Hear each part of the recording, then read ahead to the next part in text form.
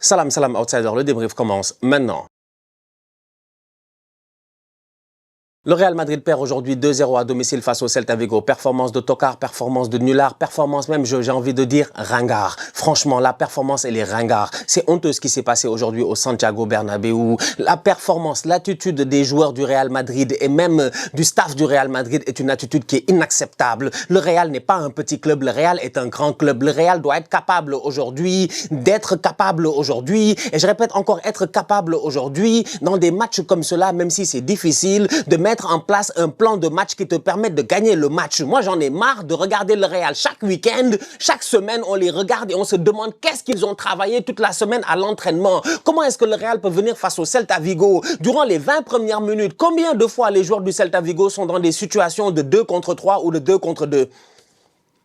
Combien de fois en première mi-temps tu vois les boys du Celta Vigo, Brian Zaragoza, il est tout seul au point de peine, au rond central où il est tout seul exilé sur le côté, on lui donne le ballon et automatiquement tu vois le déséquilibre dans le jeu du Real. Combien de fois on a vu des joueurs du Real glisser en première mi-temps?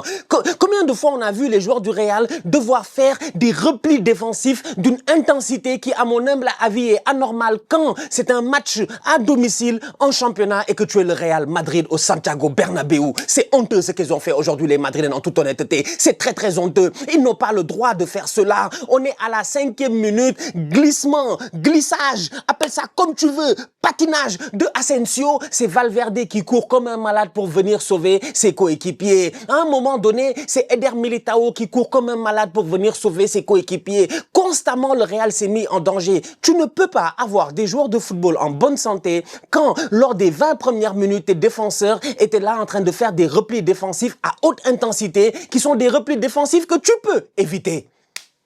Tu veux que je répète? Tu veux que je répète?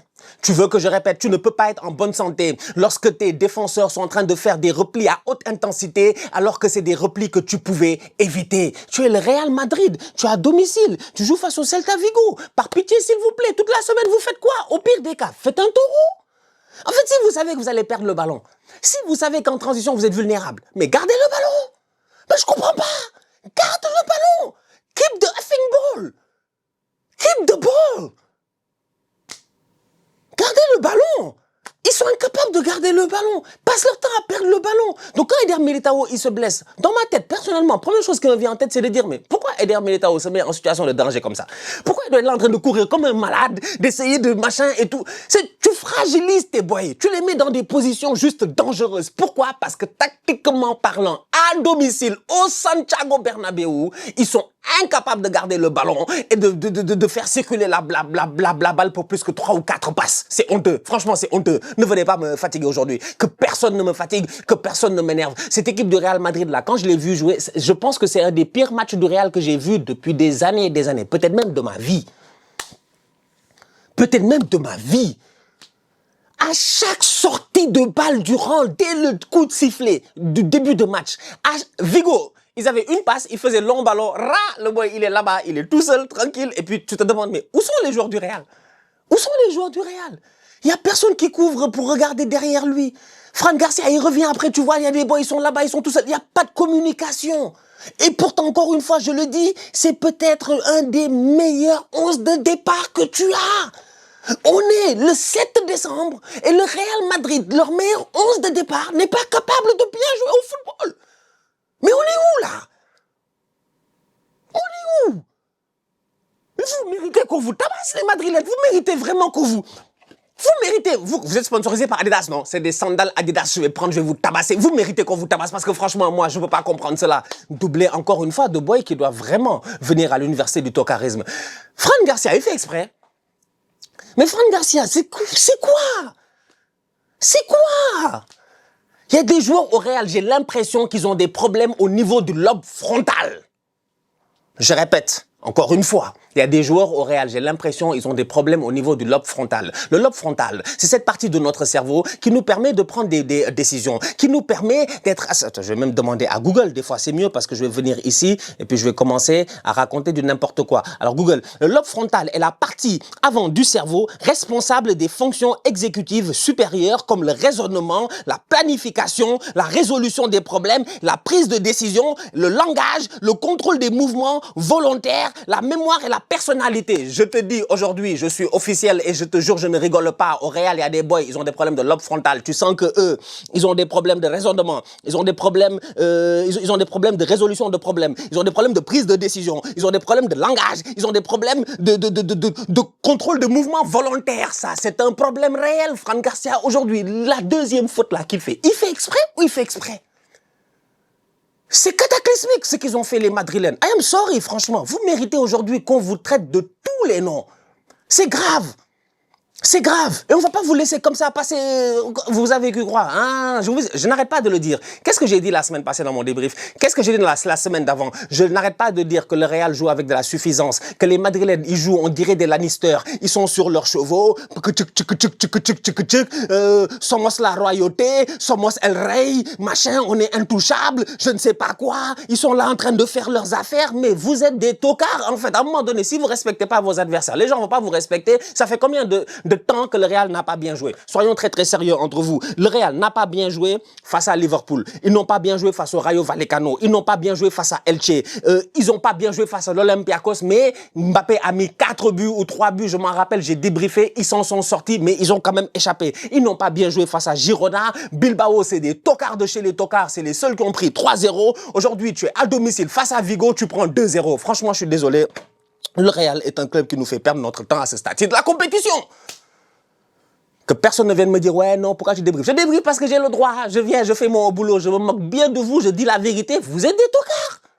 Fran Garcia, lui, franchement, lui, dès l'année prochaine, donc dès le mois prochain, dès 2026, janvier, c'est terminé.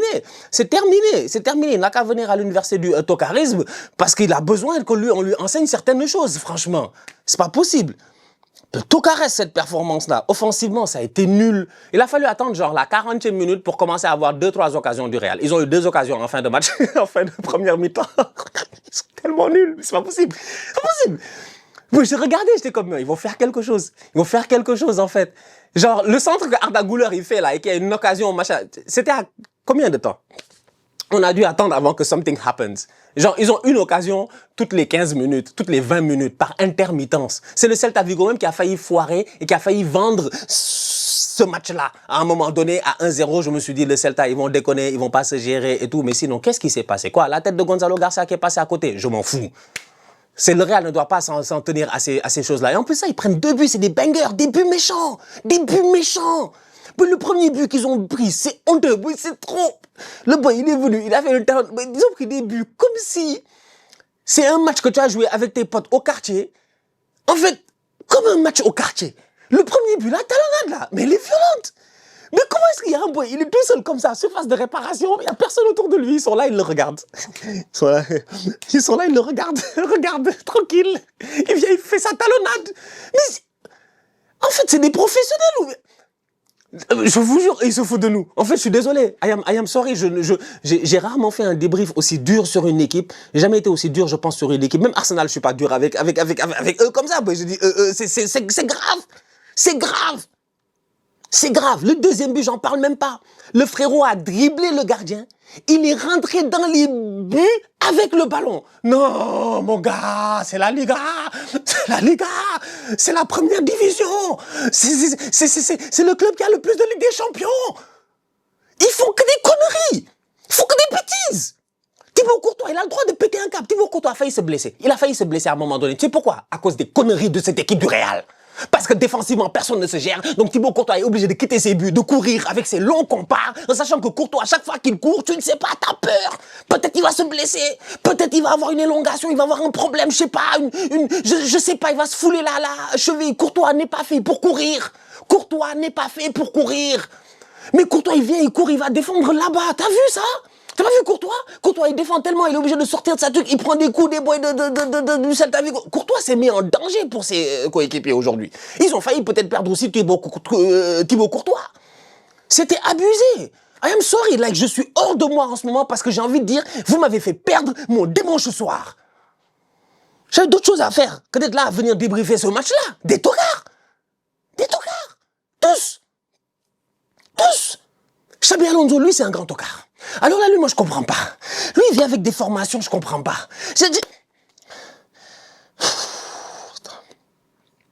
Déjà, il n'y a plus de défenseurs. C'est là, t'as Carreras, carton rouge, l'autre, carton rouge, en tribune, tu vois la tête de Trent Alexander-Arnold, de Dean Howson, ils sont là-bas. Militao qui se blesse, parce que tu fais courir Militao dans des situations qui...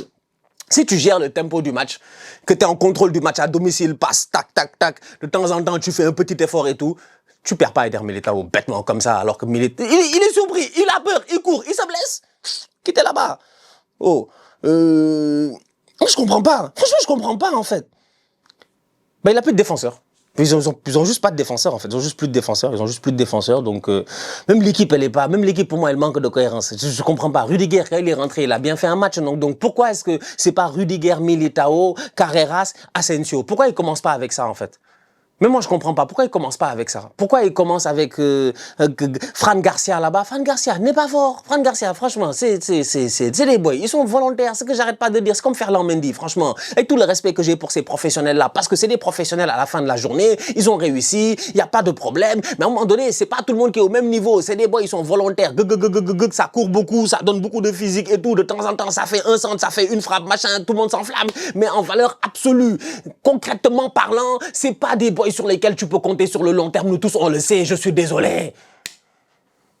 Fran Garcia, ailier, ça va pas la dernière fois là, latéral, ailier, ça va pas. Tu ne sais même pas quel poste il joue réellement. Tu sais même pas comment l'équipe elle est censée jouer. Tu sais même pas où est-ce que Tchouaméni il est censé jouer. Entre les deux défenseurs ou bien un peu plus haut sur le terrain. Moi, je ne sais pas ce qui se passe au Real. Franchement, c'est incohérent, c'est nul, c'est nul. Ils sont pas capables. Le deuxième but qu'ils ont mis la dernière fois face à Bilbao, c'était ça, un beau but que nous, on attendait. C'est ça que moi, j'attends. La construction de jeu. Vinicius, tac, tac, tac.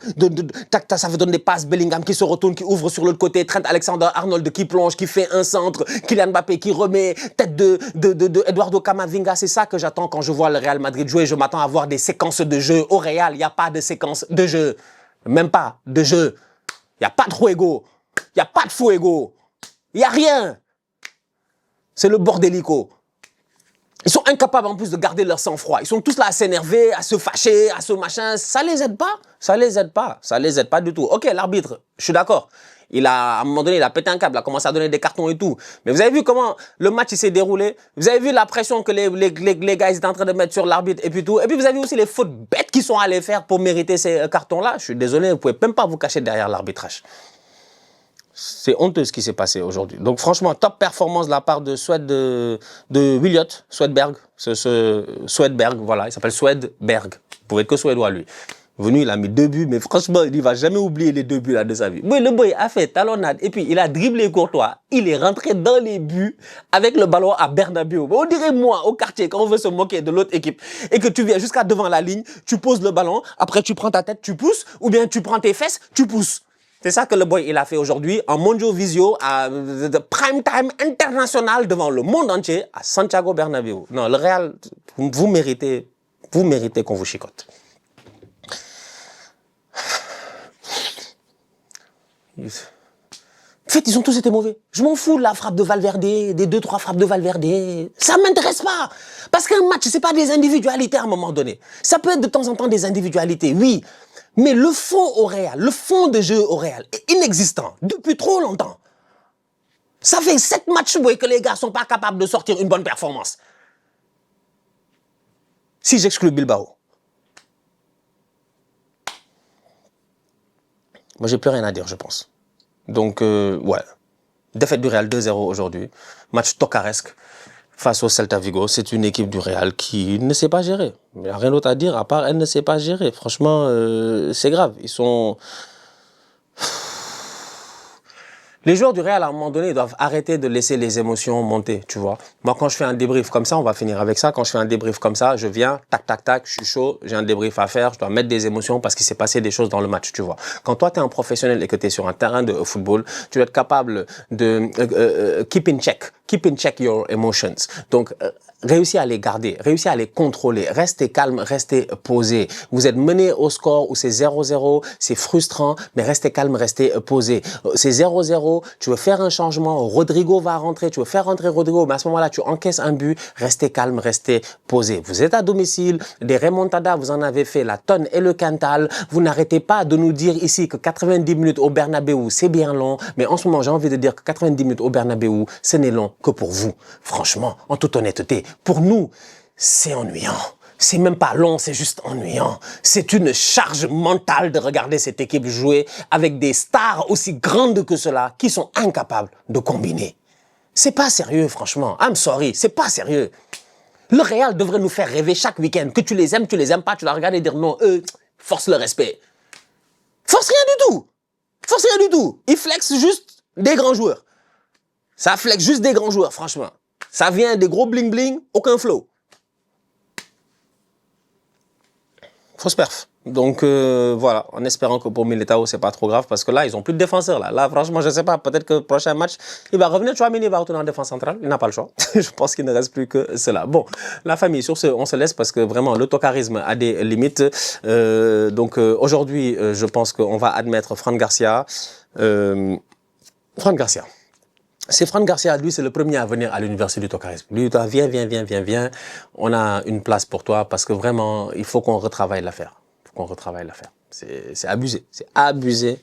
Comment ils ont été mauvais. Comment en première mi-temps, les boys étaient tout le temps. Genre, ça va. Genre, j'étais comme, non, c'est pas sérieux. Vous êtes sérieux, vous? Genre, à la 30e minute, je me suis dit, Vigo va pas faire le même circuit de jeu 20 fois et les Madrilènes vont l'accepter quand même. Moi, je comprends, on a dit que si tu me gifles, je tends l'autre joue, tu me gifles, machin, mais oh, fool me once, shame on you, fool me twice, shame on me.